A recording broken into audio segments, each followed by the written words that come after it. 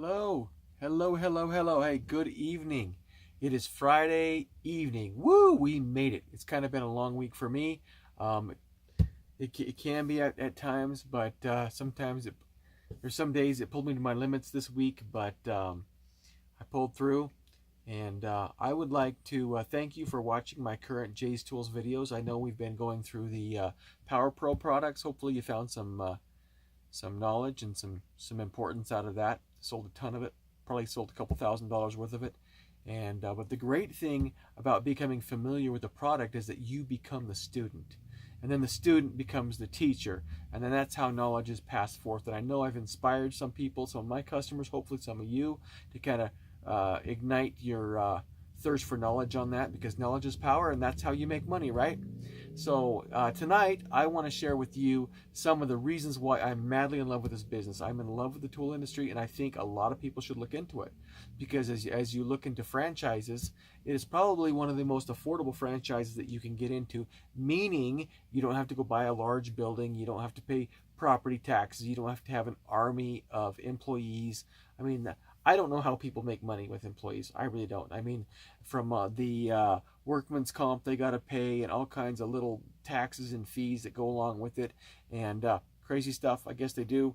I don't want to crack that code. I'm just pretty proud of what I do.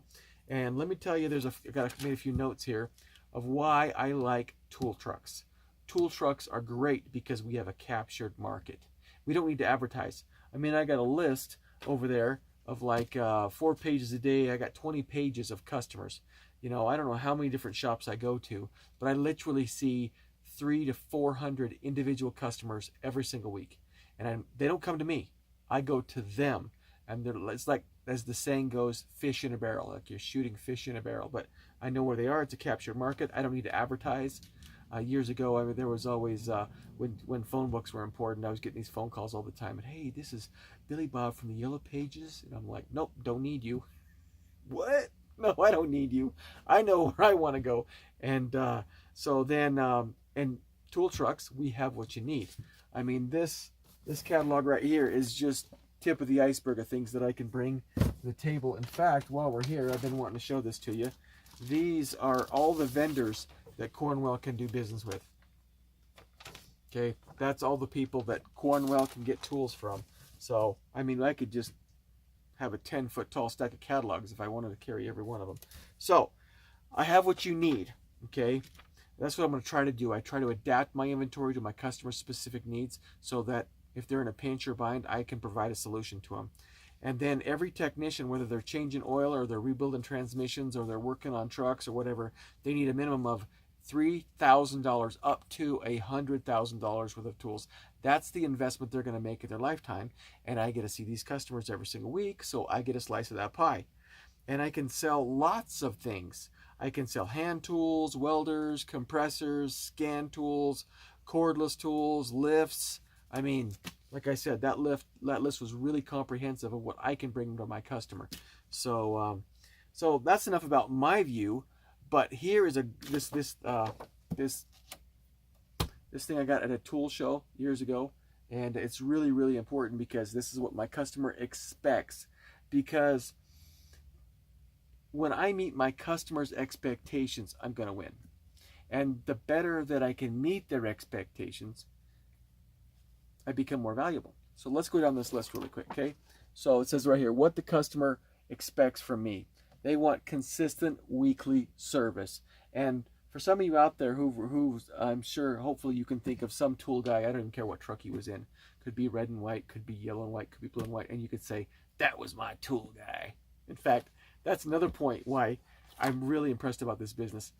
If you are not a technician and you know someone who has, if you have the chance to look in their toolbox and they're with you, they can open a drawer and go, this tool here, I bought it from so-and-so, because the relationship was part of the sale.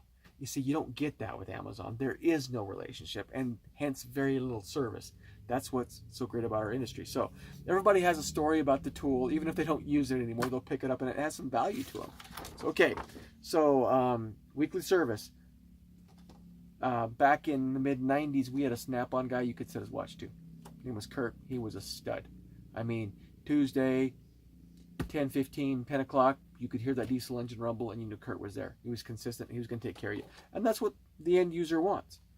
Timely repair of power tools. If your air gun goes down or something like that, you want it back as soon as you can because that tool makes you money.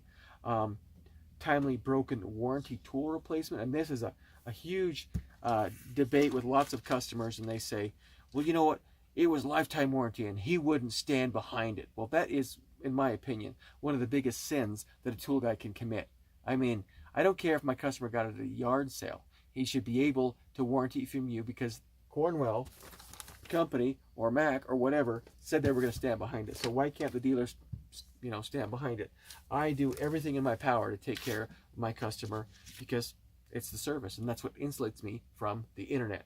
And then also, a neat, clean, well-displayed truck. That's what my customer wants. Every store that you go into, you really expect it to be clean. Dirty, filthy stores, customers don't go back. That's the long and short of it. A well-stocked truck. Okay. Some dealers I've been around with were so afraid to spend money they kept they could hardly cover the carpet on the shelves, and they thought that was good business. It's not. When I need something, like for example at our local hardware store, I know what I want, and we as the male species, we got this hunter killer thing. It's like find, grab, go, because you need it. So I like to be that guy. So I try to keep it as stocked as I possibly can. In fact, I got a funny story. One of my best friends, he worked at a Harley dealership in Las Vegas, and he got to become a fan of Cornwell Tools. But that dealer had his truck so packed, and the dealer couldn't keep it organized. So basically, he would open the door and say, "Hey, I'm looking for one of these," and this guy would trip over boxes and dig around on shelves and finally pull something back out there. And he still had a positive experience, but I think he would have enjoyed to get on the truck, organize, kind of shop for themselves, forage, as they say. So anyway, clean, trucked, well stocked, be one of the high points of your week. So you look forward to the guy coming. Hey, he's going to be here. That's great. Show you new products. Hey, this is what's coming out. This is what's exciting. This is a new solution for you. And follow up on your request. That's really important. It's something that I desperately have to work on, because even if it's something that I deem as weird and strange, and I'll be honest with you, I don't really want to exercise the time to dig and scratch and find, but I have to, because if it's important to my customer, it should be important to me. So I'm getting better at that. Google's a big help. I can type in a part number, dig it up, find it up, look through my awesome list of vendors, make a few phone calls, and it's not that difficult, but we forget about it. We tell our customers, oh, I'll look into that for you, and we don't. We let you down. That's what you want. Follow up on requests, and then offer multiple financing options. Truck accounts, interest-free.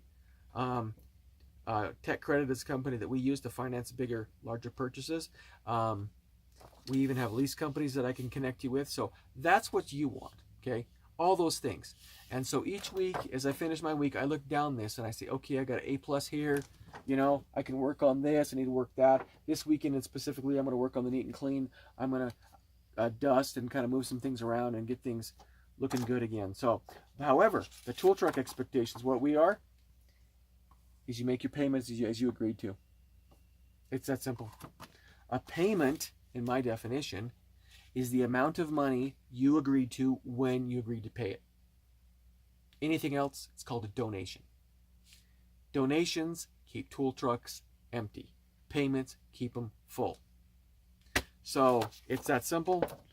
I know as you're watching this, hopefully you can think of some tool guys in your life that got really high marks on this. And the tool guys that got really bad marks on some of this, they didn't stay in business very long. Why? Because they couldn't meet their customers' expectations. So anyway, that's what I think maybe the next video we'll talk about warranty, specifically how it works for me, to see kind of the other side how that works. But anyway, I really hope you guys enjoy the 3-day weekend coming up.